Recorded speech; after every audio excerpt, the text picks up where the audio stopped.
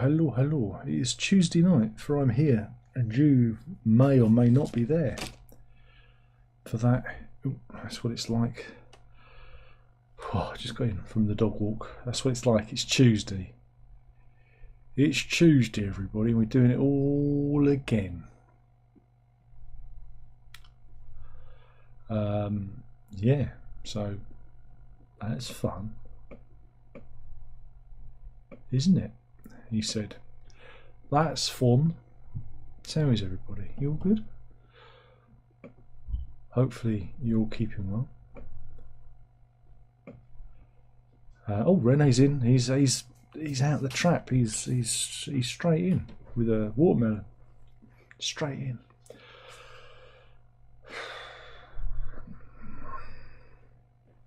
Sorry I was late. Catching up with the third episode of the White Lotus. Third season. The third episode of third season. Yeah. I don't know. It's not capturing it. It's not really working. But it made us late. Too many adverts. Too many blooming adverts. It just takes forever. Zeb's in. What's shaking? Not a lot, I'm afraid. You can see where my glasses pinch my nose. See? When I was out. Oh dear. Oh, that's not good, is it? That's no good. Oh dear. Phew, I'm a bit out of puff. So no, thankfully nothing is shaking at the moment. Nothing's shaking. Fairly steady. He's fairly steady. So yeah, I'm just trying to figure out what we're going to talk about for the next moment or two. I got nothing. Well, that's not strictly true. I got nothing. I got something. Have I got anything? I don't know. I might have something. There was something I wanted to talk about. But Zeb says, have you heard the AI trigger the tail Pitio with vocals? Parts were interesting. No, I'm not. I'm not listening. No, I'm not listening to it. I refuse. I'm sorry, because those songs weren't meant for him. You know? It's just no. So no, I'm not going to listen. This is where I draw the line at AI. At creating things that could never or would never have existed. I draw the line at that. I think AI should be used to preserve and recreate recordings that have been damaged or lost or recorded on a lesser format. But when you're creating things that could never exist, it's not real, it's not art, it's just a fakey fake. You know, it's a bit like those bands who do like Genesis kind of style music. Looking at you, Nad Sylvan. And you think, why would you do this when you could do the thing that you wanted to do? Oh, you know, be influenced, but don't try and do parodies unless it's funny, you know. Oh, so no, I'm ignoring it. I'll ignore that. I don't want to know. Ronnie says about the weather. It's going to be warmer this week indeed. Apparently, it's going to be warmer than Spain. It's going to be 16 degrees. God blimey. It was quite pleasant today, though freezing in the evening. Very, very, very, very, very, very, very cold. Very, very cold.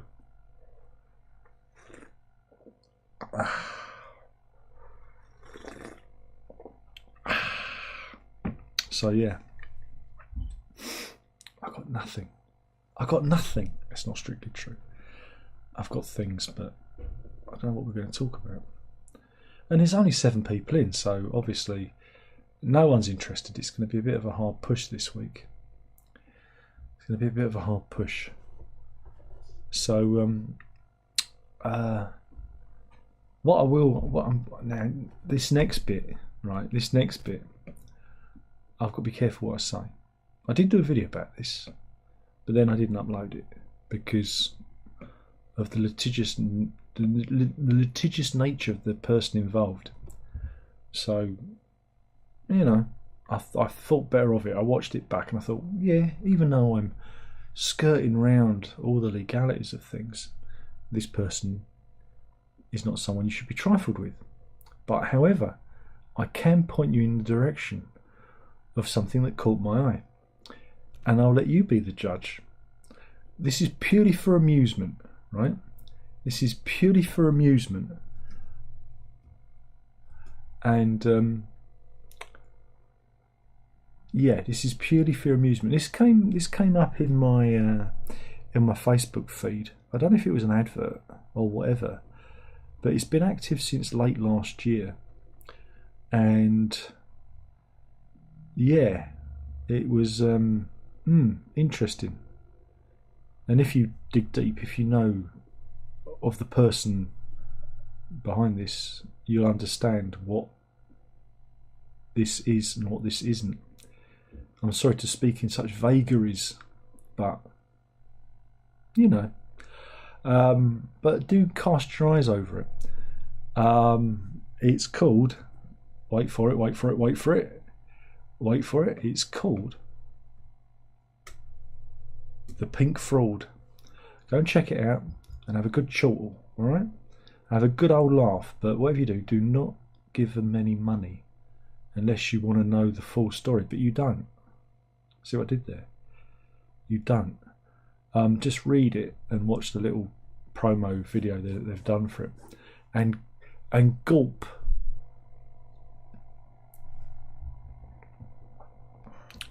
But yeah, enjoy. So yeah, enjoy.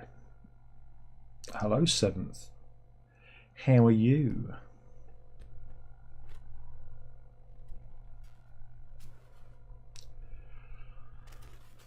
Oh dear. Whew. Yeah, so enjoy it. Knock yourself out with that one. I just forgot. Got to put the date stamp up. Forgot the date stamp. How will people know when this was recorded? If they come to it in several years' time and I'm long past.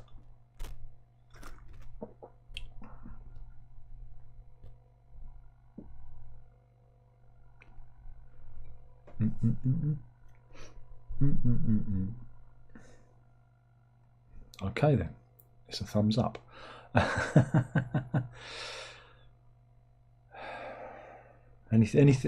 Anyone got anything? Anyone? Oh dear. No, it's going to be a quick one tonight, I tell you. 'Cause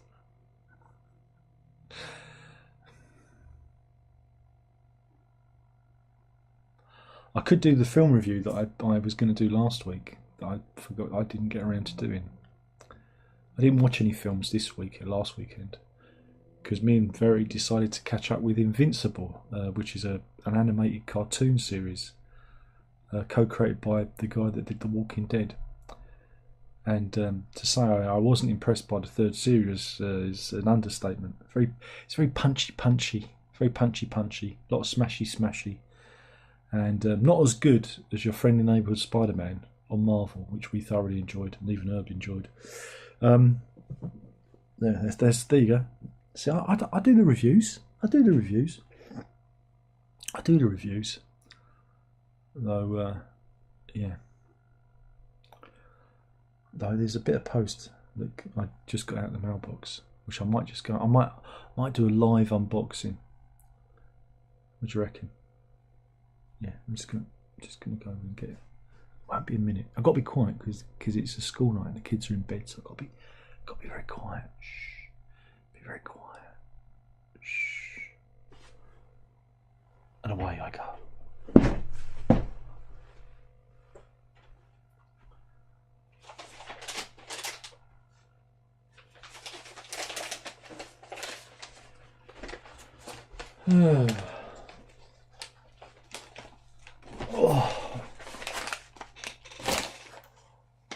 Seventh, There's Nothing to Say is a great Jethro Tull song. Is it really? I'm not familiar with their work. Are they a current band? Maybe they've done some songs I may be familiar with.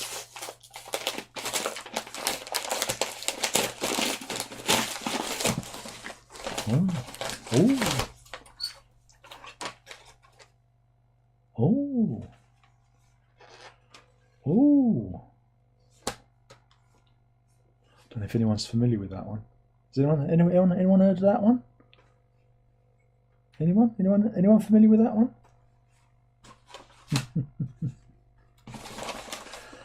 Hey. Oh, dear. You know, you're going through that phase where, you know, you're planning things. You know, you're planning things. Do you ever plan things?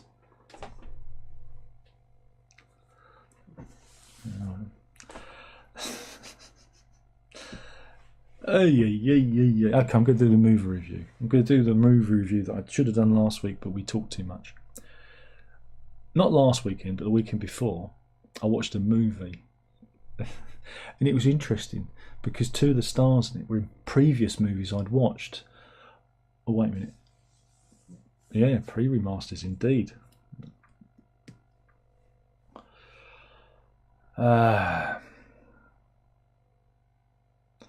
anyway, in this movie, there were two people in it, stars, who were in movies that I'd watched previously. One of them was Nicolas Cage, and he was in a film called Longlegs, which I may have talked about previously.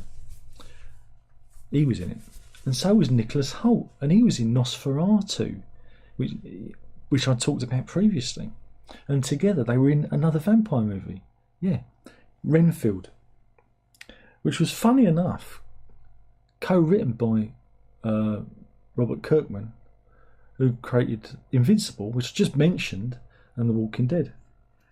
And it's a comedy horror film type thing, and it tells the story of Renfield, the assistant, you know, the familiar of Dracula, of Nosferatu, whatever. And it's like set in modern day. Nicholas Hoult plays Renfield, and he's trying to escape the clutches of his master. And yeah, I thought it was a delightful little romp, actually. Anything with Nicolas Cage in is worth a watch because he just chews up the scenery, and this time with those teeth he can chew up a lot of scenery.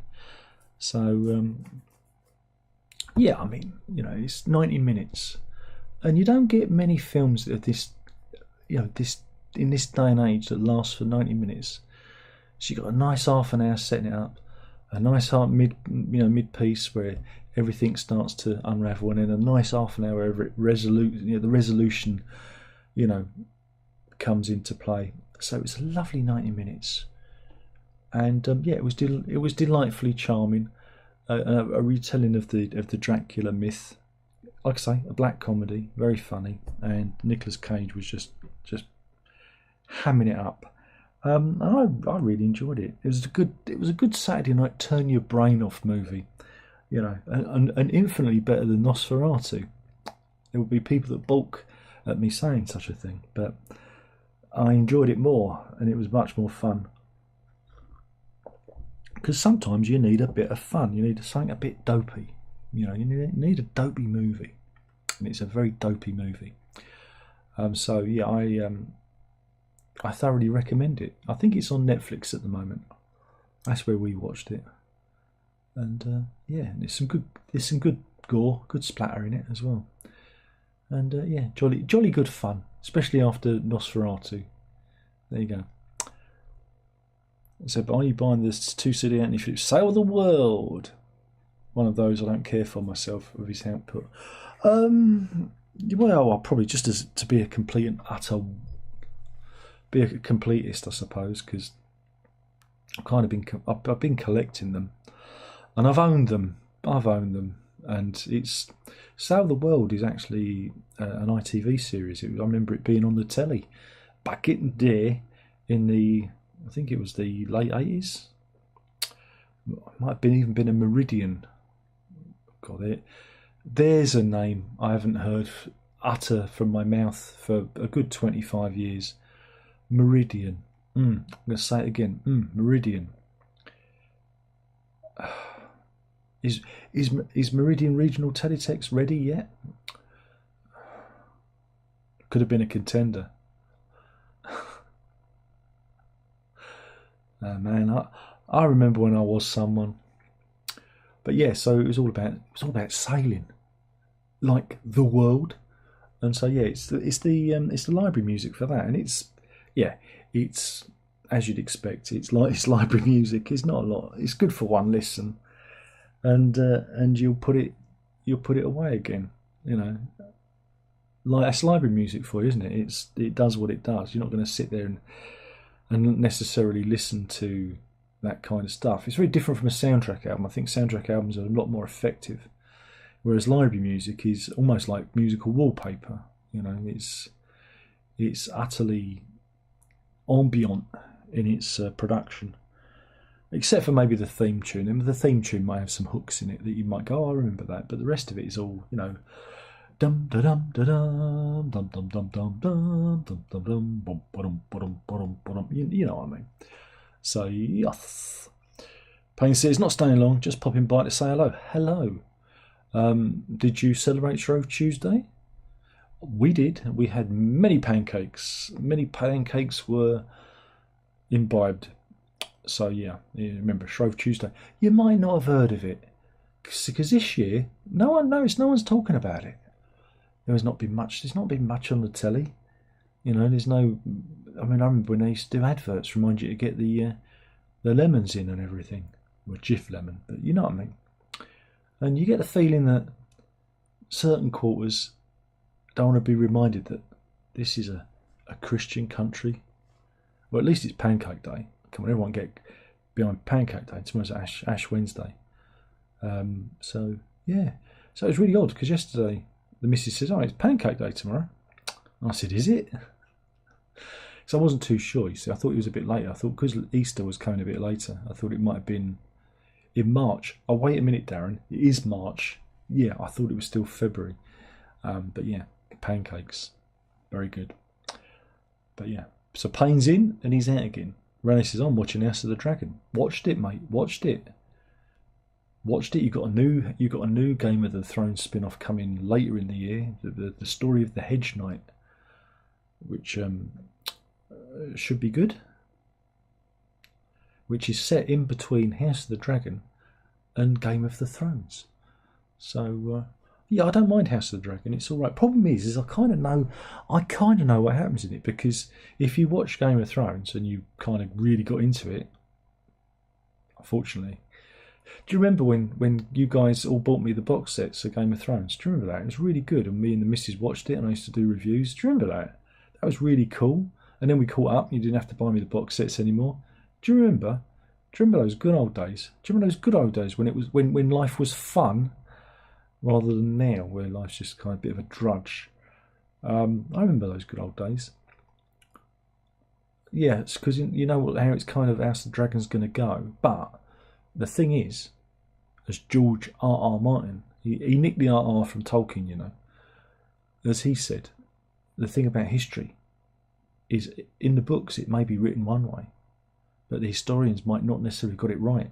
And so you see alternate takes of history. Maybe you see what really happens. There's extra dimensions to it. So, but no, I thought, we watch it. The kids watch that one, and it's it's been good fun. Good fun. I can't talk about it just in case you're not caught up. So, you know. So yeah, I do enjoy that one. Well, we're doing. What have we done? We did the Dexter reboot, which was the prequel, which I really enjoyed, even though there was a few hokey bits in it, because it's like, oh, and that's where he got the boat. Oh, that's how he used the plastic. That's where he got the idea for the plastic wrap. It's that kind of thing, you know. You know, like in all prequels, like, oh, and that's how Han Solo got his name, that kind of thing. So there's a bit of that in it, but I thought the guy who was playing young Dexter really nailed the mannerisms, and I really enjoyed it. And it helped with Michael C. Hall doing the voiceover as well. I thought that was really cool. And we're doing, of course, doing Severance, which is, yeah, it's funny because Max Landis, the son of John Landis, who's a screenwriter, did say, because Severance is one of his favourite shows, but he's beginning to think it's turning into Lost. And I said the same thing to the missus. a few episodes ago. I thought, this feels like it's turning into Lost and they don't really know what they're doing with it. And he said the same thing, because you do get the feeling that, you know, they might be making it up as they go along, like Lost was. You know, you thought it was a great mystery, and then it wasn't. So we're watching that, but I do enjoy it. They're trying to break like the narrative flow of everything, so that's interesting. And of course, we're doing the White Lotus, but man, the third episode just didn't kind of, I don't know, didn't really land with me. It's moving a bit too slow, I think. So I really enjoyed the first 2 seasons because we did those. It feels like we watched them in lockdown, because we didn't see the first season when it went out, but we caught I heard about the brouhaha for the second season, so we watched the first season and then caught up with the second season, if you know what I mean. And that feels like it was lockdown time. Yeah.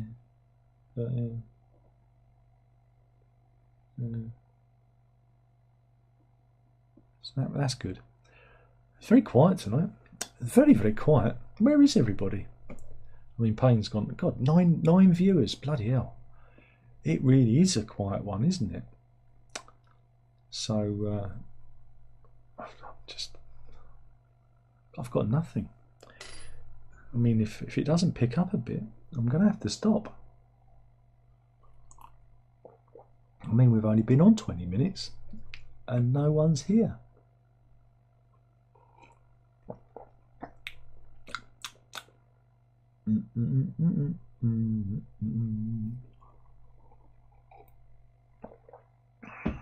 But yeah, I've not really got much else to talk about, other than I managed to pick up a Blu-ray player for 15 quid on eBay, which was good. It was untested. And you're probably saying to me, Darren, why have you bought a Blu-ray player when you've already got an Ultra HD Blu-ray player, which is very, very good? And I'll go, yeah, but this one's an old one, and it can read SACDs. And this one allows you, with the aid of a dongle with a bit of code on, which I'm looking at there. Imagine me holding up imaginary dongle. If you plug it into the back of the Blu-ray player and you boot it up and use a bit of software on your computer, you can rip SACDs onto your computer. There you go. So you see the plan. You see the plan. SACDs. You see the plan. Do you see where I'm going there? New shirt, not particularly, not really. I've had it a couple of months, maybe 3 months. Can't remember, because I'm a 54-year-old man who has to wear pop culture references in order to validate his identity, whatever that means. No, I just like eagles. I just love the eagle spaceship so much. It just makes me feel warm and tingly inside. Mona says, Darren, you have to check out the Lost album, Chain of Light. Yeah, I've heard it, yeah. I don't know Michael Brooks involved. Yes, he kind of produced it. Already watched documentaries about it, but not used to it. Yeah. Yeah, it's been out a while. It was out last year, wasn't it? So it's been out good. I think it's been a good half a year. I mean, yeah, it's more of his traditional kind of stuff. They found it in a vault and brought it back. Brooke was the producer, I believe, at the time. And it's kind of funny because it just kind of dropped through the cracks. Yes, it's all right. I like it more when Brooks got his fingers all over it. You know, I like it when there's a bit of Michael Brookism in it. So, no, don't get me wrong. Nazareth Fatih Khan, his traditional Qawwali stuff is perfectly fine, but I liked it when two cultures smashed into each other to create something new. Luke says, evening. Sounds interesting, ripping SACDs. You may have to do a vid on that. Oh, I don't think so. I think people have already done a vid on it. It's not going to be an instructional vid. It's to compare and contrast the various iterations of Genesis CDs, because people really like that shit, and I can't be bothered to do anything else ever again, because it's pointless me doing reviews because nobody likes them.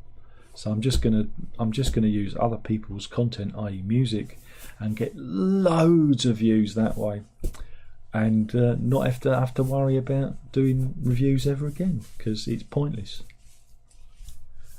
Now we're going to do some compare and contrasting when the box set comes out in June. We're going to do some compare and contrasting of that, and yeah, so yeah, it's doable. I haven't got it working yet. I just got the software working, which I had to I had to get it working in a Windows virtual machine, because my Mac was just not. It wasn't functioning in the Mac, and it was like, oh, I'm too old for this. I'll run it in a virtual Windows machine. So I did that, but it was a good buy. It's a really nice. I'll show it to you, because it's just there on the floor, because I don't take care of my stuff. I just throw it on the floor. Oh, here you go. It's a Sony. What is it? BDP S490. It's a bit of a big one. It's a bit of a whopper. But 15 quid. Good value for an experiment. So it was about 20 quid with the postage. So maybe 21. Not bad. It was missing its remote, but the remote for my Blu-ray player works with that. So yeah, and you don't really need it. All you do is just change a few settings and plug it into the network, and the computer can recognise it and suck the data off if you use this code on a dongle to boot it into another process. So yeah, I might do that tomorrow, see if it works, because I've got plenty of CDs to rip, SACDs, sorry, to rip. So I'm going to give that a go, see if it's any good, and maybe upload it. Andrew says, sorry, I'm late, but I'm finally here. What have I missed? Oh, what have you missed? I can't remember. Me talking about ripping SACDs, my review of Renfield, the movie, starring Nicolas Cage and Nicholas Hoult. I don't know. Was there anything else? I don't know. It's been a bit of a slow one because there's no one around. It's a bit quiet tonight, and Payne was in and out. I think he got fill up on pancakes and decided to have an early night, because they are rather filling, those pancakes. Happy Shrove Tuesday, everyone. Luke says, would you ever switch to Dolby Atmos? Still undecided. I've got a shed load of Dolby Atmos mixes I haven't played yet. Switch? No. Again, unless my amp blew up and I was getting a new amp that did that kind of thing. I don't know. I've had my setup for 25 years. I've had the speakers for 25 years. I'm not somebody that constantly upgrades things, unless it's like my computer, if I need to keep up with software and whatnot. But in terms of this kind of stuff, I'll only replace if it breaks, and it hasn't broken, so I'm keeping it. I've got numerous Dolby things,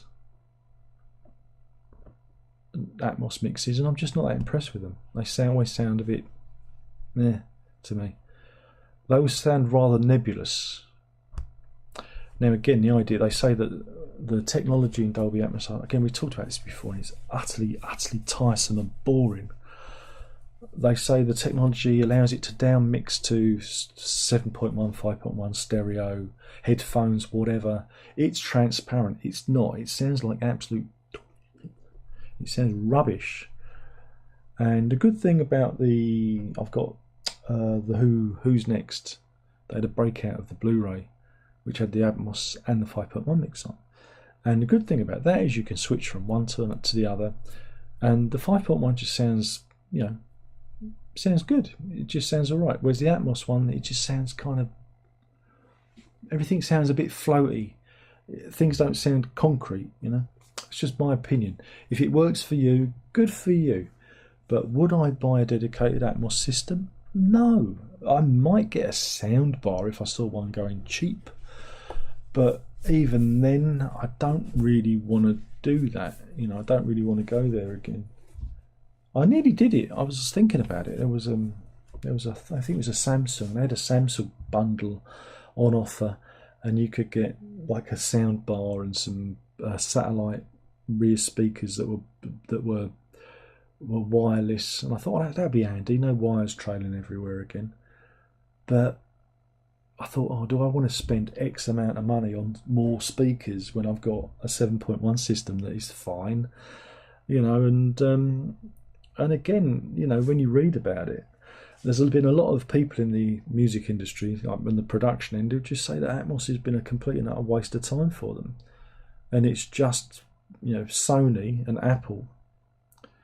I think it's Sony and Apple have pushed for it because Sony are one of the co-creators of it, and Apple have got this technology in their earbuds, and for some reason they've been pushing everyone to upgrade their mixing studios so they can do these Atmos mixes. And again, it's not like 5.1 or 7.1 where, you know, it's you basically get the same kind of sound on every system. It's, you know, it's not going to vary too much with Atmos. It can vary from some system to system. There's a real, you know, and if you've got the highfalutin system with the speakers in the ceiling, you know, 27 speakers or whatever it is, then your experience is going to be very different to somebody with a sound bar, you know, just a sound bar. You know, I don't know. I just feel like it's like a last gasp when 5.1 and 7.1 perfectly serviceable. You know, surround sound is fine, and it's been fine for many years. And why they've decided to take on Atmos, which is really meant for movies, you know, so you can have bullets flying over your head and helicopters going around in your ear.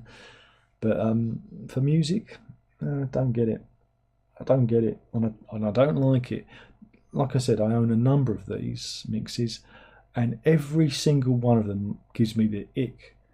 The Air Moon Safari album sounds so bad in Atmos. So bad. But yeah.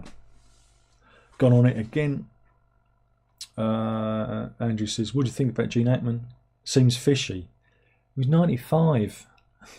What? You think he was going to get to his 120th birthday? Seems fishy. Well, look, I lived a fairly isolatory existence, right, in a compound. Yeah, they could have been robbed. They could have been murdered. We'll never know because it sounds like they didn't have very good security. I don't know. Frankly, I don't really care because he's 95, and I'm still here, folks. I'm still hanging on.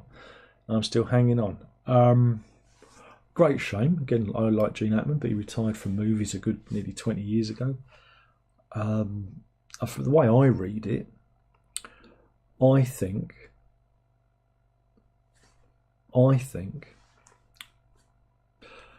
his missus was having a medical emergency. That's why she was in the bathroom getting her pills for the pulmonary condition she may or may not have had.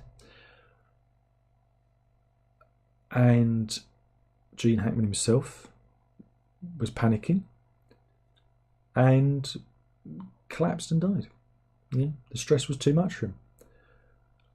And as for the dog that was shut in the closet, and again, we're not talking about closets that are small. American closets are like the West Wing, and I imagine they might have shut the dog in there just to calm it down while she was having a medical emergency. And the other two dogs roamed around and probably maybe had a little gnaw on Gene Hackman to survive. It's probably something like that. Now, you've got to remember, it's not uncommon for couples, especially those who are elderly, and he was 95, to die very close to each other, right? You can even have instances where, you know, one of the couple dies and the other one just carries on and then dies because they don't want to accept it. Especially, you don't know, Gene Hackman might have had, you know, a little bit of mind issues. He may have had dementia or whatever, you know. So we'll never know. And again, I don't know if the police have any idea of what's really happening. I don't think it's a big conspiracy, other than, yeah, it could have been a robbery. You know, that's up for the police to ascertain. But what do you think? Do you think Randy Quaid's right? And it's the same people who got to that guy who played the Joker in the Batman films. Do you think he's right? It's like, he's 95. I reckon Dick Van Dyke did it. I think Dick Van Dyke did it with the hammer in the mud room. Kay asked, will you be doing a traditional Stephen Wilson new album review? Oh, I don't want to. Do I have to? Everyone will just hate me because I'll say it's crap, because it'll be crap. Though I was thinking of doing it and just saying how good it was, and I only said it because he supports Israel, and that makes him all right with me. I think that'll make a lot of people lose their minds. What do you reckon? Yeah, I think that'll work. Anything to wind up the weak-minded. Rene says, today the Postman delivered me 2001 Space Odyssey Blu-ray. Do you know the SF film? No, Rene, I have never seen 2001 A Space Odyssey before. Tell me, what is it about? Is it some sort of odyssey in space in the year 2001? Gee, I wonder who may have. Oh, I wonder who directed it. I don't know. Miner says, Darren, can you recommend the album similar to Night Song Must? Remember, at one point you mentioned Robbie Basho. Is that the same or different? But good different. It is completely different. Robbie Basho is, wow. How can you describe Robbie Basho? He's like someone from another dimension. He started off his career in the folk scene with people like Leo Kotka and yeah, that kind of thing. And he was doing, again, Indian kind of music. He was inspired by ragas, and so he was playing 12-string, and he was doing these long kind of repetitive chordy things on 12-string. Again, almost like meditative. So it starts with that, and then because he's got a guru, his guru is the same guru that Pete Townsend goes to. Yeah, share a guru. It's nice, that, isn't it? It's good that these rock stars share a guru. Yeah, you can have them. You can have them. You can have them Tuesday, Thursday, and Saturday. But anyway, they share a guru, which is nice. So we get this kind of mysticism. But then there's a bit of a left turn because he starts getting into real kind of Americana music.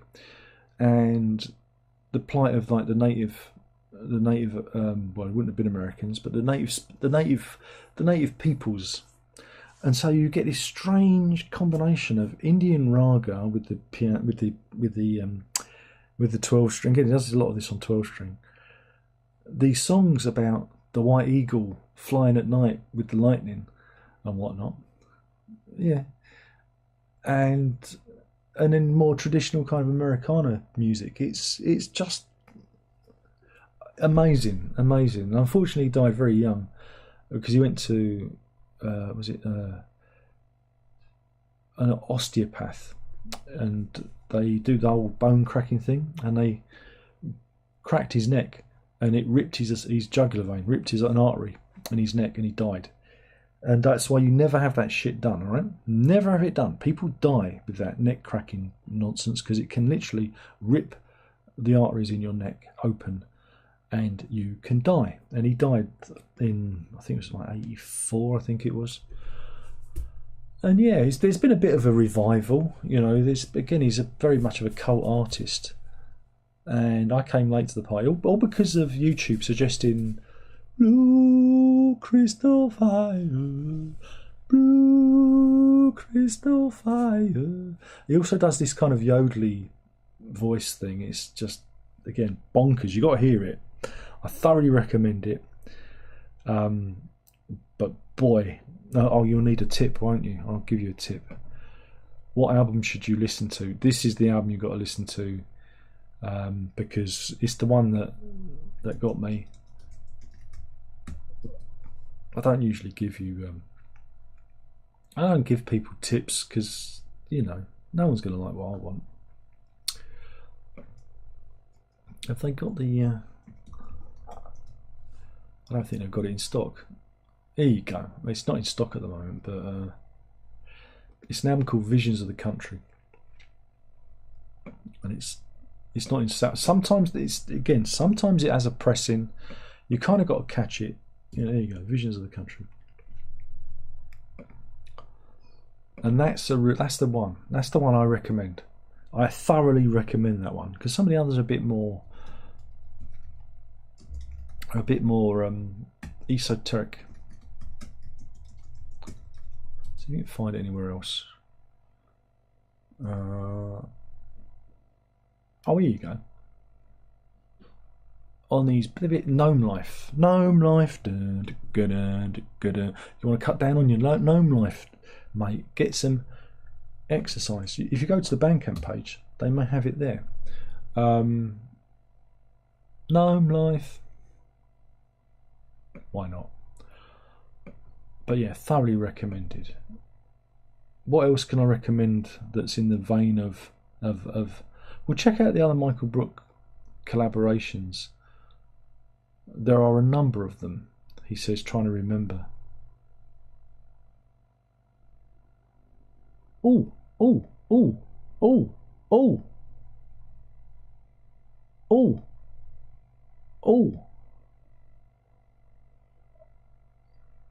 I want that. It's a Robbie Basho box set that's dropped in price. It's £40, and I remember it was quite expensive before. Oh, I'll have to get that. What was I talking about? Oh yeah, Michael Brook. I get distracted.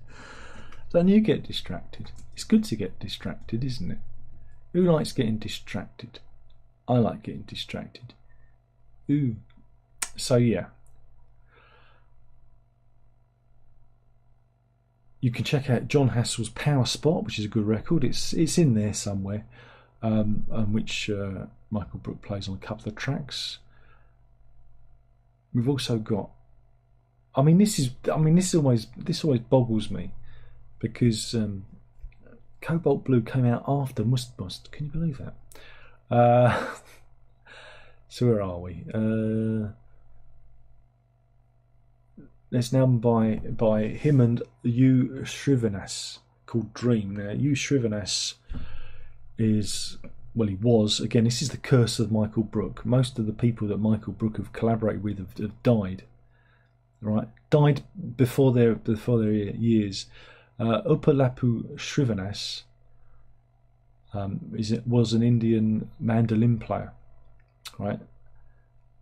Just amazing stuff. Amazing stuff. Died at the tender age of 45. Like I said, curse of Michael Brook. But there's an album called Dream. Trey Gunn appears on it. You might want to check it out. Because you've got to remember that that Nusrat Fateh Ali Khan died at 48. It's the curse of Michael Brook. I'm not joking. It's true. So check out that one. It's called Dream. Which is very interesting. There's Black Rock, which he did with Dijavan Gasparan. Again, died 92. Again, the curse of Michael Brook. He had at least another 3 years in him. But he's a duduk player from Armenia, and they did 2 albums together, and they're both very, very good, very well worth checking out. 2001 was the last of the great Brook collaborations. These are on Real World Records, by the way, and they're on the shelf behind me. Assembly, where he worked with the Zawozi brothers, Hukwe Zowozi from Tanzania. Died 2 years after the album release. Yeah.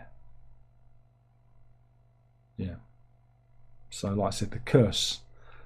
It was the curse of Michael Brook. So there you go. So yeah, check those ones out. I really like them. I like Brook's production and his guitar. So yeah, that's what kind of gives it. I like the fact again because you've got different kinds of music from all over the world, and he kind of brings his unique, slant to it. So you'll hear these African tunes, and he'll just add that lilting guitar, ding, and it's just two kinds of music coming together. That Assembly album is such a good album. I can hear it in my head, and it came out in 2001, and it again turned of the millennia. Post-millennial tension was in full flow. And I just remember hearing it and just thinking, oh man, this is just so good. And then there was no more. He kind of retired from music, like that kind of music. When was it? Was it about 2010, I think it was? He said, not doing it anymore. He's only does soundtracks now because that's where the money is, unfortunately. And so that's a real shame, really. But if you go to Michael Brook's webpage, Michael Brook. I think it's Michael Brook Music, isn't it? Yeah. If you go to there, he's got a lovely sketch library, which you can just download loads of his stuff, little bits, little fragments, and that's the genius of Michael Brook, and that's the genius of anyone who records. I've got loads of little fragments and bits and bobs in folders, and it enthuses me that there's somebody out there who's just the same. That sounds good, record, add a bit to it, record, and I like that. It makes me feel like I'm almost a legitimate musician because there's other people that do the similar thing. So yeah, go and check out his website. There's just loads and loads and loads of stuff for you to explore for free in the sketch library. He said, here you go. I'll just show you.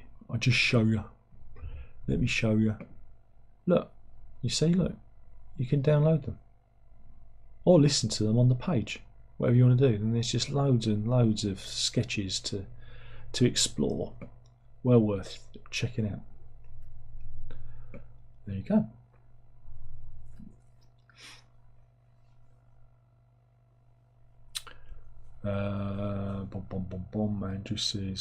Andrew's in. Always love the French Connection. What about the French Connection too, eh? Kay says you have to admire some who lived almost 100 years with the name Dick Van Dyke, but not his Cockney accent. God blimey, Mary Poppins. No. Andrew says Hackman was made for the role of Popeye Doyle. When I asked, was I in a scene in the 80s and 90s? A scene. Let me pull up a photo and you can tell me what scene I'm in. Let me see if I can. There are plenty of photos in the archive. I'll find you a photo and you can tell me what scene I'm in. Is that a good one? Just trying to find it. Isn't it? You've got to find the scene. Here we go. Here's a good one. This is from 1990, I believe. Let me. Right. Okay. Oops. Too many windows. Too many windows. What scene am I in? Anyone? Anyone tell me what scene? What's the scene? Name the scene. Scene. What's the scene? Look, there I am in all my glory. What scene was I in? It's hard to say. It's hard to say, isn't it, really? There's a lot to take in there, isn't there? A lot to take in. I don't know. What's the scene, Darren? And the good thing is when I tie my hair back, right, when I tied my hair back, I was in this scene. Look at that. And I look exactly the same. I haven't changed a day. I look exactly the same. Funny thing is there I was wearing 34 jeans. I'm wearing 32 jeans today, so there you go. Oh yeah. Oh yeah. So I don't know what scene I was in.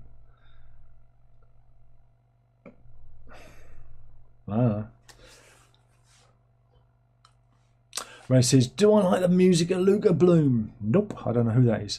Mine says, okay, thanks for the recommendation. I want to get a copy of Night Song on Muslim's CD first. Then the other, it was 2001 Special Director Michael. I know Stanley Kubrick is... I've spoken about 2001 before. I'm sure I've spoken about it, and I'm sure I've spoken about my love of Stanley Kubrick before. But hey, I guess people weren't paying attention. Mullet, yeah, technically, was it a mullet? I don't think so. It's just I had a fringe, that's all. It was long. It was all long. You know, it wasn't cut at the sides, you know. It was all long. I just kind of had it swept back, and I just had a fringe because I didn't want my hair parted down the middle because it just didn't look right. So I kept my parting. Because I had a natural parting. Now I've got an even bigger parting, but I used to have a natural parting and the hair just fell that way. So I just grew it, tied it, and just kept my fringe. So technically it's kind, I don't know, it's like technically it's not a mullet, you know. It's more of a really long pony, you know. But I never really grew the fringe out. I like the fringe because I like to be able to hide it. I wanted a Phil Oakey thing going on, you know.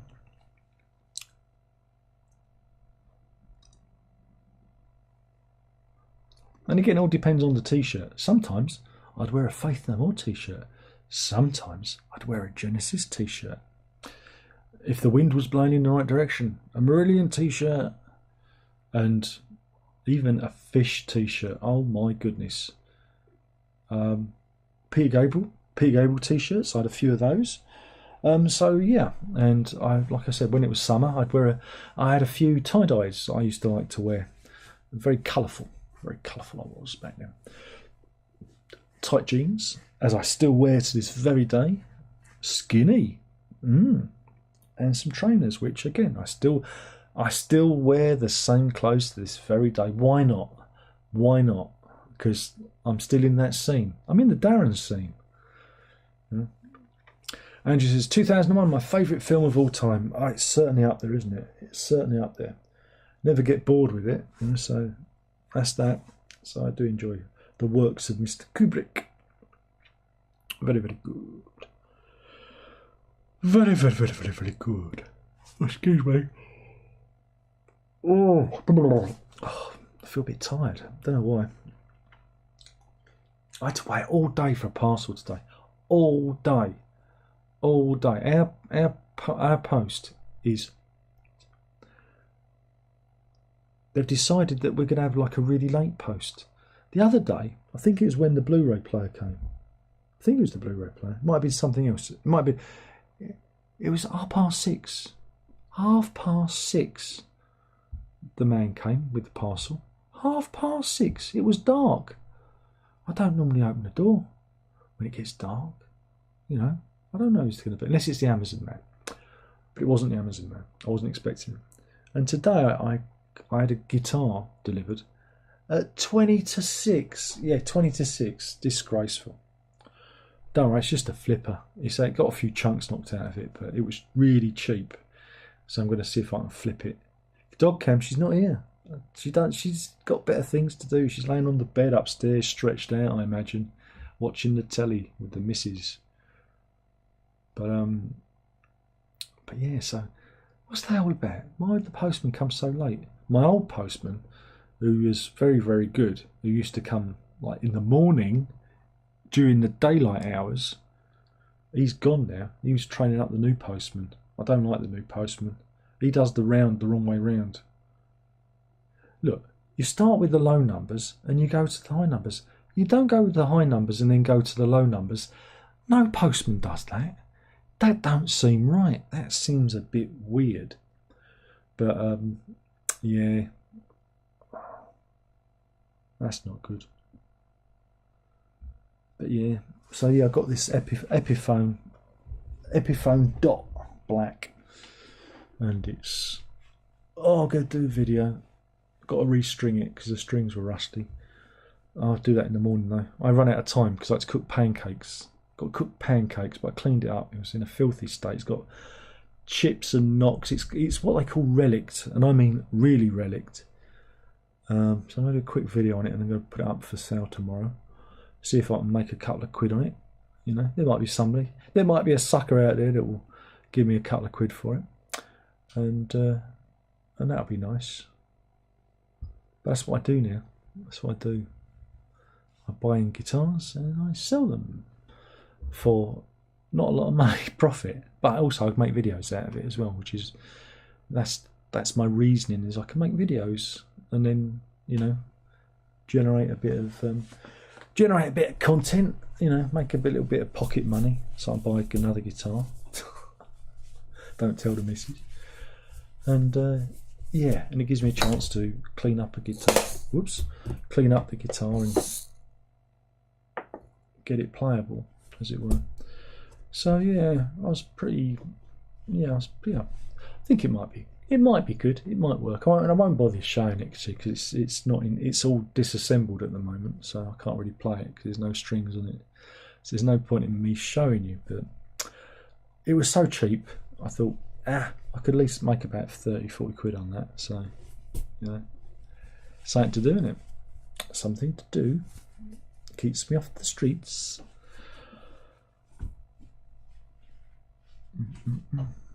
My God, we haven't even done an hour yet. Oh man, this feels like pulling teeth, doesn't it?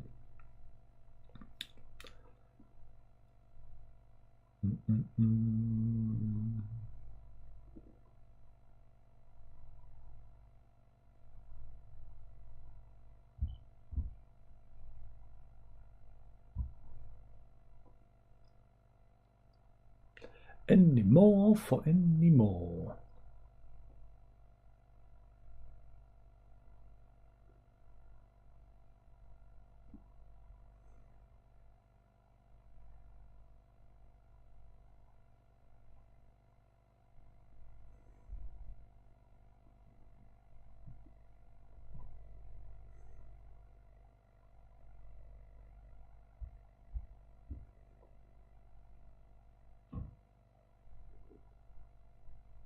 Andrew's listening to Renaissance. Oh, very good.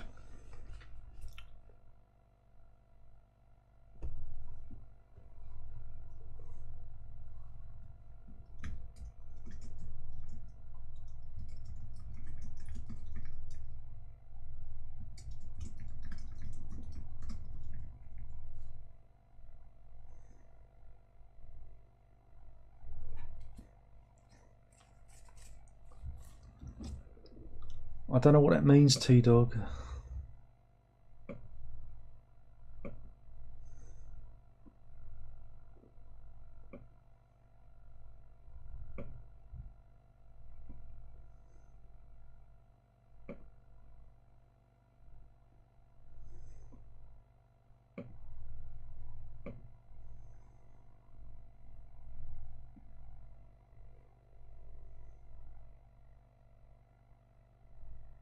Can I do my Renfield review? I did it earlier. You missed it. You'll have to rewind it. Turn of the Cards. Yeah, I got the surround sound version of that. Last year sometime. I didn't bother reviewing it because what's the point? What's the point of anything, eh? But yeah, it's a good album. I like that album. It's probably their best album, I think. I think it's their best album. I'm going to say it. Yes, it's the best album. And again, I got that. I got that in a job lot or something. I remember it came. I wasn't expecting it. I think it was like in a bundle of albums, and I thought, oh, I like the sleeve, and I put it on, and it immediately captured my attention, as it were. I thought it was really good. It's more symphonic rock, though, isn't it? Really, more than prog. It's more symphonic. Ross says 6 minutes past 5 in Arizona. Happy Tariff Day. Well, again, Yes, it's all gone a bit bonkers, isn't it? Really, the world's gone a bit bonkers. Minor says, Darren, do you listen to Kitaro? Nope. Some say it's Asian Mike Oldfield. Are you allowed to say that? Isn't that racist? Andrew says, A Song for All Seasons is my favourite. Each their own. Yeah. Again, I remember seeing Kitaro's albums in the New Age section in HMV and Virgin and going like that. Like you do. Because you do, didn't you?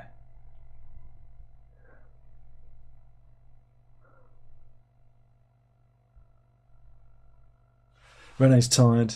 We've kept him up. It's 8 minutes past 1. Thanks for the chat. Well, I don't want to keep you up, mate. Have a pleasant sleep and sweet dreams. Mind you, like I say, it's very, very quiet tonight. Very quiet. It was kind of busy last week. Last week was a bit busier, wasn't it? And this week's a little bit slower. We're going a bit slower, and crikey, I've only done an hour, and I'm a bit dry. I think it's those pancakes I had earlier. It's all that lemon juice. Yeah, too much lemon juice. Ay.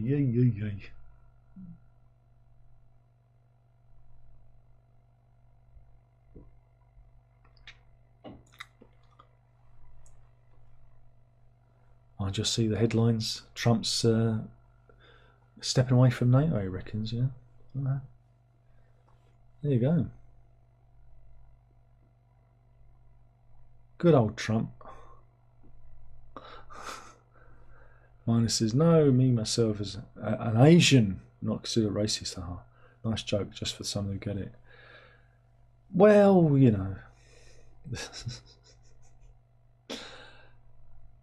But no, I remember seeing the albums, and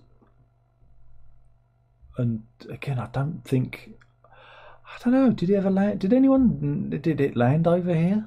I'm not sure. I was not, again, because you're on a limited budget, especially on CD.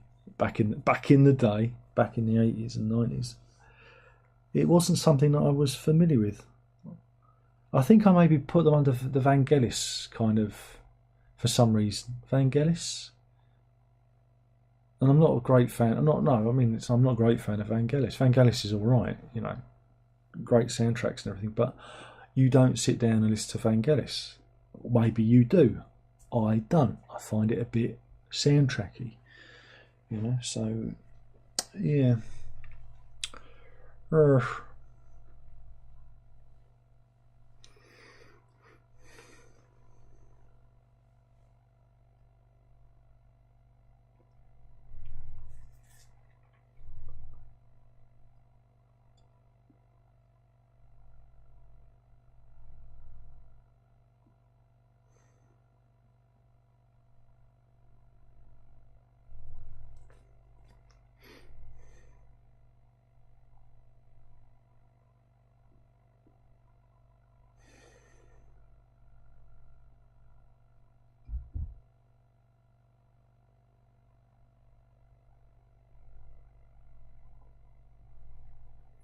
Any more? It's all gone quiet.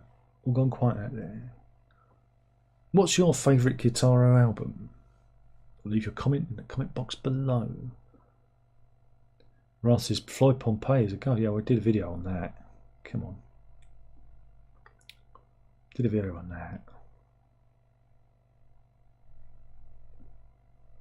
It says, oh yes, sorry, it's more towards like Vangelis, not Oldfield. I know Vangelis, it's Chariots of Fire. Yeah. Andrew says, see, Tubular Light Bells 2009 is on vinyl. Tubular Bells 2009. What's special about 2009 Tubular Bells? You mean 2003? Again, I did cover this in the record store day thing and whatnot. I did cover it, honest. I wish people had watched the bloody videos. So why won't anyone watch the bloody videos?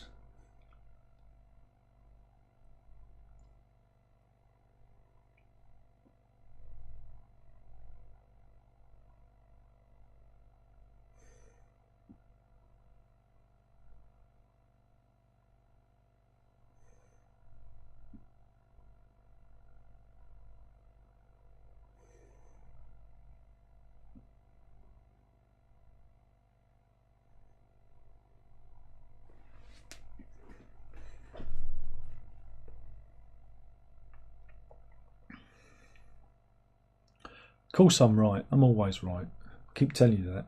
Yeah, in 2003, again, for those of you who don't know. Oh, do I need the prop? Do I need the prop? Where is the prop? Oh, can't reach it. It's too far away. In 2003, when Tubular Bells was 30 years old, he did this. Look at it. Look at it. Look at it. You're probably thinking, what is it, Darren? This passed me by. Well, Mike Oldfield decided to re-record Tubular Bells in all its glory, digitally. And this is the SACD. Sorry, no, it's the DVD audio. I do have an SACD of something over there somewhere. Of one of the Tubular Bells is haven't I? Haven't I got a Tubular Bells SACD? Yes, I have. It's over there. I can't stretch for it, but I think that was their first one. But anyway, this is a DVD audio of it, and it's all very clean and sparkly, and it's just the worst thing ever. It truly is. But they did a presentation, and the missus met Mike Oldfield when this came out back in 2003. She was there, and yeah, got a new Toblerone box for Valentine's Day. Look, yeah, I need to stick it to my shelf because look, I really am one of a kind. I think the missus is trying to kill me with Toblerone. It's true. It can be done, you know. Ross says, hard question to answer. Favourite guitarist album? A lot of Zappa work for me. I don't really get why people like Zappa as a guitarist. Sorry. Just don't get it. Favourite guitarist album?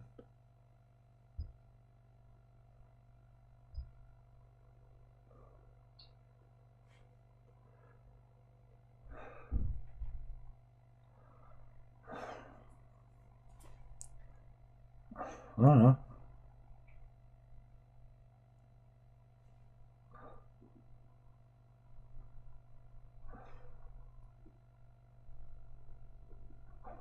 I don't know. What did you mean my favourite guitarist album? I don't know what that question is. I don't know what it means. I have no idea. I have many favourite guitarists and I have many favourite albums. But I don't know if I have a guitarist album.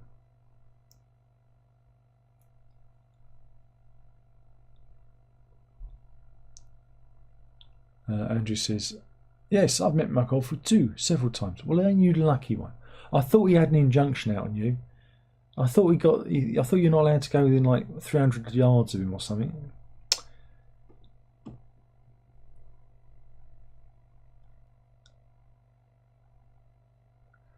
I've never met him. I've ever wanted to. Getting banned from his private Facebook page was more than enough for me. More than enough. Yeah. But yeah, so he re-recorded it. Where was I? We recorded it, the whole album, for the 30th anniversary. And it's singularly the worst thing he's done. Oh, other than Return to Omadon. No, it's not that bad. It's not that good either. But this is just dire. But it was showing off surround sound because it's all in the surround sound. It was one of those early surround sound mixes when it all became a thing back in the early 2000s. They realised that, hey, we could do SACD surround sound and DVD audio surround sound. And there was this big push, and that was the big push for it. That's what the thing was that the missus was at. I think it was to promote the DVD audio and the surround sound aspect of it.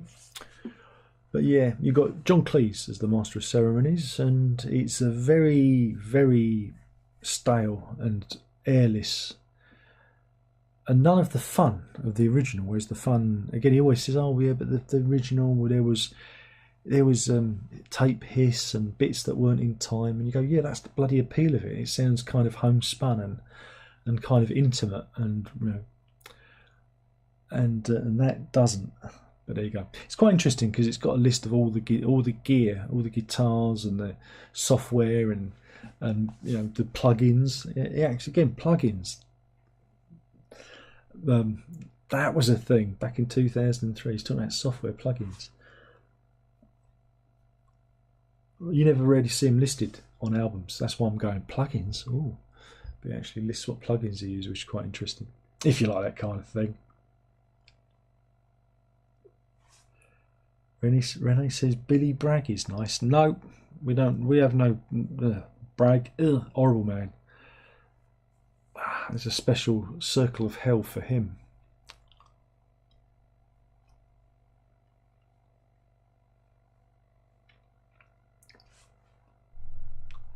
Andrew says, saw the live concert of David Bedford, the Odyssey, at the Royal Albert Hall. Well, that was a long time ago. I've got that album.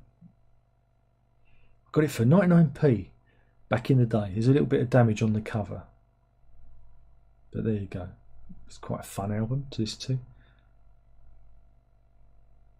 It was a shame because when we saw Roy Harper, 5th of November, was it 2012? Or maybe it was 2011, I can't remember. Maybe it was 2012. No, it must have been 2011 because my mum was looking after the kids. Oh, was it 2012? No, it might have been 2013. I can't remember now. But anyway, when we saw Roy Harper at the Royal Festival Hall, I think it was, David Bedford was meant to be there, but he died. He died a couple of weeks beforehand. So he was doing like the orchestral parts or something. He was doing something for Roy Harper and he died. Bit of a shame, that.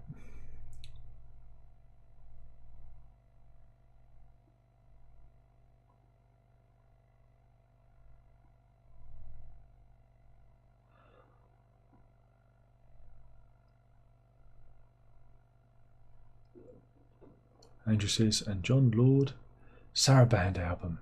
Oh, there you go.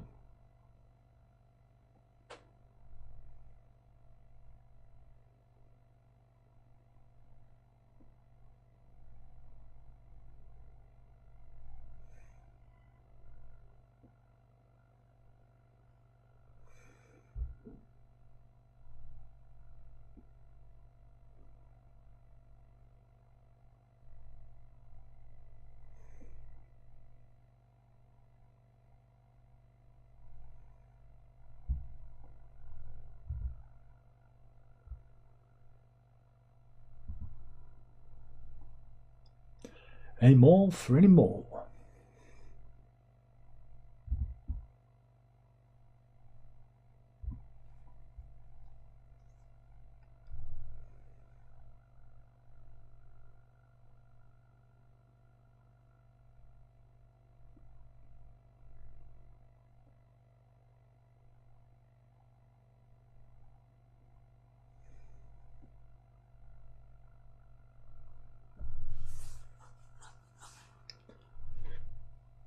No, okay. Very, very quiet. Very, very quiet out there.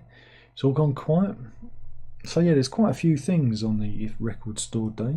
Go looping back round because that's what we was talking about, kind of. Because yeah, they're reissuing this on vinyl for record store day, but there are quite a few things. There's Peter Gable's OVO on vinyl for the first time. It's going to be very expensive record store day. I'm not going to enjoy it. It's going to be painful. It's going to be painful. But there's quite a few things that are quite. I did a video about it. Go and watch it. It's about record store day. Go and watch it. I actually did a video. It was a live reaction to record store day. Go on. Go and watch it. It's really good. No, load of bollocks. Oh well, that's me demonetised. Eee.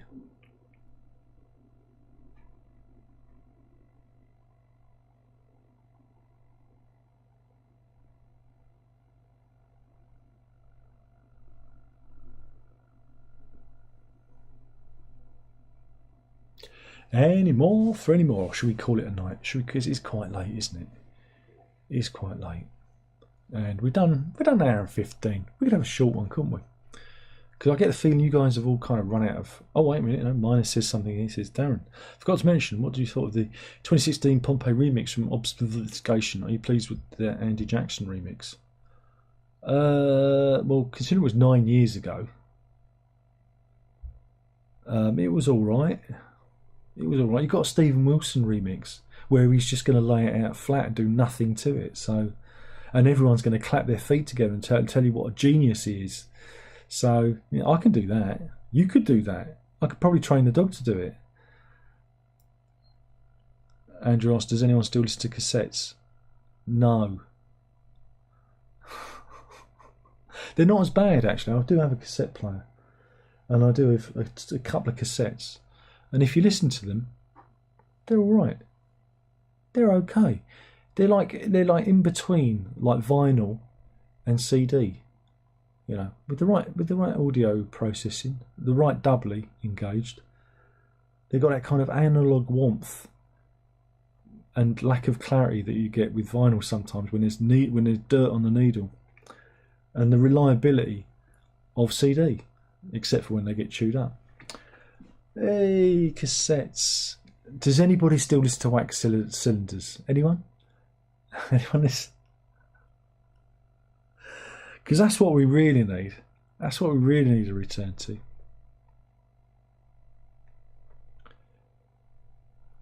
Oh, technology. It's rubbish, isn't it? But no, again, the 2016 remix, people go, Steve Wilson, I mean, it was functional, you know, it was all right. I imagine this will be all right too, you know. It's Pink Floyd. There's not a lot they can do with it, you know. It's basically drums, guitar, bass and keyboards and a little bit of vocals spread sparingly. You know, this isn't multi-tracked, multi-layered, you know, progressive rock. It's, you know, there's not a lot you can do with the soundstage with it other than lay it out tastefully. Maybe, again, it'd be interesting to see if they actually had any mics in the theatre, in the amphitheatre, to capture the ambience of the surroundings. You know, they might have, again, if they were clever, they might have dotted some microphones around the edges, you know, of the arena in order to collect some of that background ambience. And if that's on it, you might actually feel like you're sitting there. That could be cool. But that's what you use AI for. You load in a reflection of reflection data from the Pompeii arena, and then feed the multi-track tapes into the algorithm, and that puts out the suitable, you know, ambient reverb reflection of the performance, which you can then mix tastefully, discreetly in the back rear speakers, and therefore you will now feel like you're sitting in the Pompeii amphitheatre as Pink Floyd chug away. But, you know, it is what it is, isn't it? It is what it is. Minus says, wax cylinders are issue of everything we already have. Aha. Yeah, and it'll take a lot. You're going to need, for one album, you're probably going to need about a dozen wax cylinders. So imagine that. Rath said, I would love a proper remix 5.1 of The Wall. Exactly. Now he's talking. Or, I'm going to say it again, a nice 4K UHD Blu-ray of The Wall with it mixed in 5.1. That would be truly nice. That would be truly magnificent, wouldn't it just? But yeah, that album would lend itself to 5.1. Whereas I'm not so sure about the old Up Pompeii. You know, oh no, oh Mrs. Oh no, Up Pompeii, oh no. So I don't know. I don't really know how. I mean, again, it's like, yes, it's fairly flat. It's fairly flat music. It's not as enveloping as The Wall could be.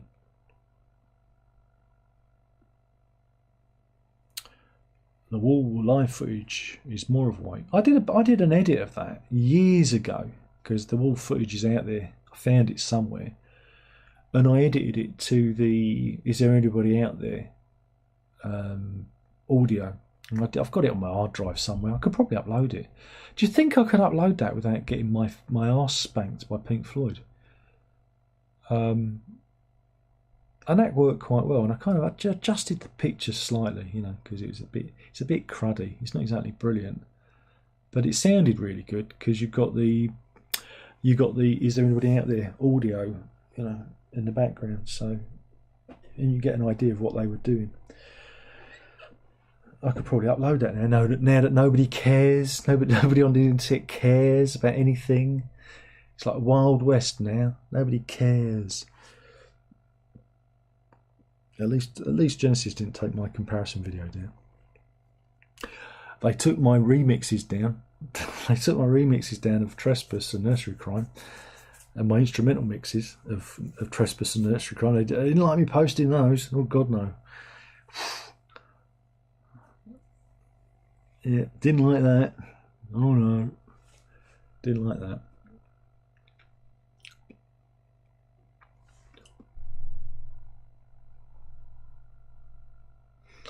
Andrew says Jack Fitzgerald died, the umbrella painter man. Yeah. Look, I know people liked his art, but I saw it more up there with the kind of poster you'd find in Athena. Do you remember Athena? That store that we remember in the late 80s, early 90s, the poster store, and you'd look, and there'd be that black and white poster of the muscle-bound hunk cradling a naked baby, and next to it would be some sort of kind of half-arsed kind of painting. That's Jack Vetriano to me. I don't get it. His paintings look awful. They look flat and disgusting and ugh, like really bad advertising images from the 1950s and 20s and that. But hey, if you like it, great. Good. But I'm still here, everyone. I'm still here. I'm hanging on just to annoy you. You know that? Oh yeah. Oh yeah. Oh yeah. I think I might be able to squeeze a few more years out of me yet just to piss everybody off. What do you reckon? But I don't get it. But then art is subjective, and you know, like I said, if you enjoyed his art, my commiserations. Personally, I don't get it. It looks cheap and nasty. I don't get it. Just don't get it. Don't get it.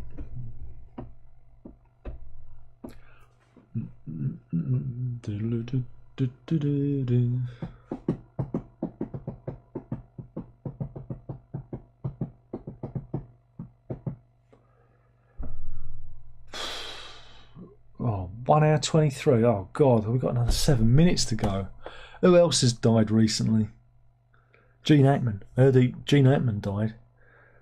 Ross says, Darren, has your daughter listened to The Wall, and what are her thoughts? Yeah, she listened to it with me once, and yeah, she thought it was all right. I wouldn't say she's a massive Pink Floyd fan. You know, she's all right. But no, I don't think I've sold her. I mean, she likes Dark Side of the Moon. She thinks that's a good one. We've listened to that a number of times. I think we've listened to Echoes. We might have done Animals. We definitely did The Wall. And I think that's it, really. And she knows bits and bobs of others that they've done. But yeah, again, I don't know. I don't think it really resonated with her. She's not really a Floyd fan. Andrew says, agree, not painting to me. Well, again, it always looks a bit odd. If you look at it, you know, like the umbrella's supposed to be blowing in one direction, and the girl's skirt's blowing in another, and the shadows just look a bit off, and the weight and the legs, you know. And oh blimey, Jin Knoop has signed up, and it says, welcome to midlife crisis. He's having a midlife crisis. That's a reference to Faith No More. Minor says David Lynch recently passed away. Yeah, he did. That was a great shock.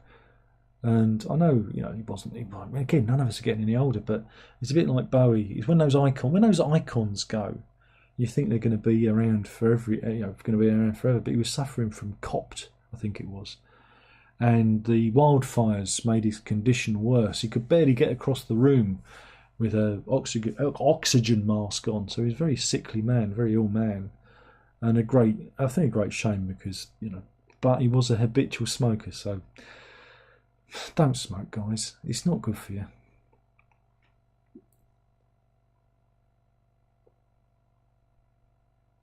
Same David name indeed. But 2016, God blimey, a lot of people died in 2016, didn't they? What a momentous year, 2016. Bowie died. We had Brexit. Donald Trump got nominated. George Michael died. Prince died. Yeah. So many notable celebrities died in 2016. It's the beginning of the end. We've never really recovered from it as a society, as a species. It's the beginning of the end.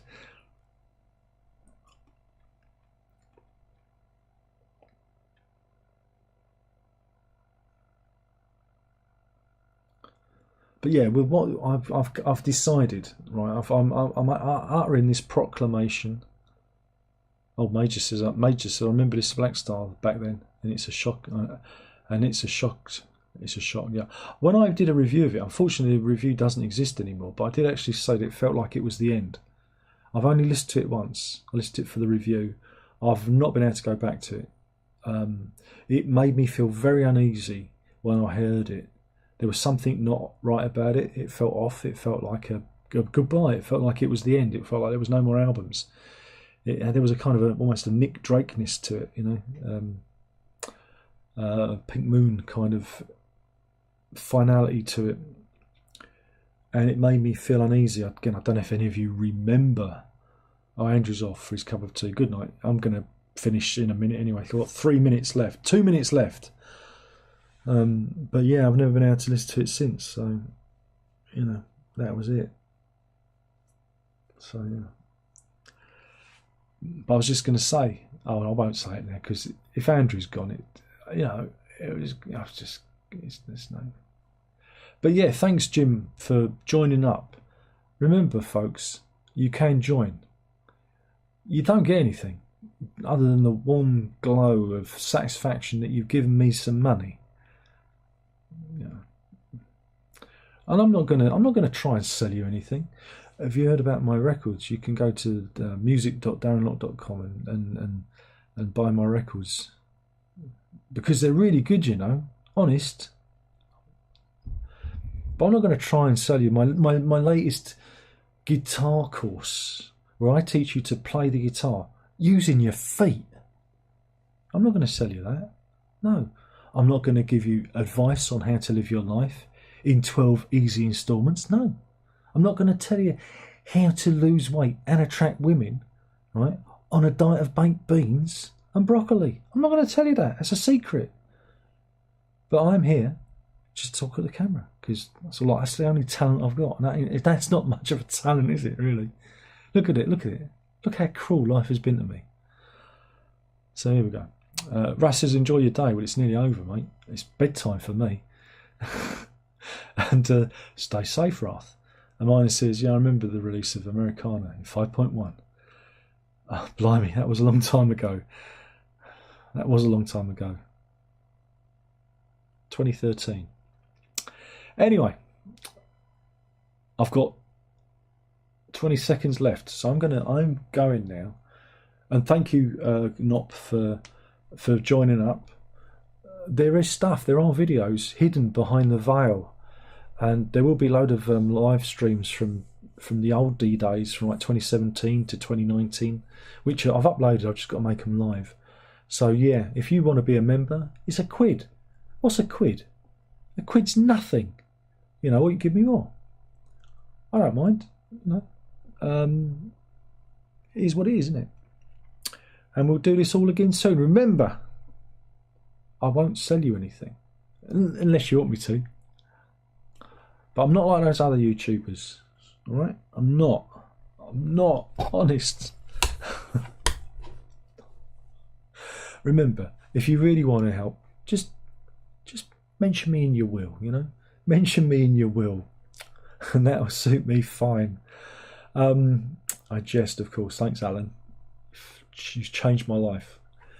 And we'll do this all again soon. Remember, if you can't be good, be safe, but more importantly, don't tell your mother. Night night.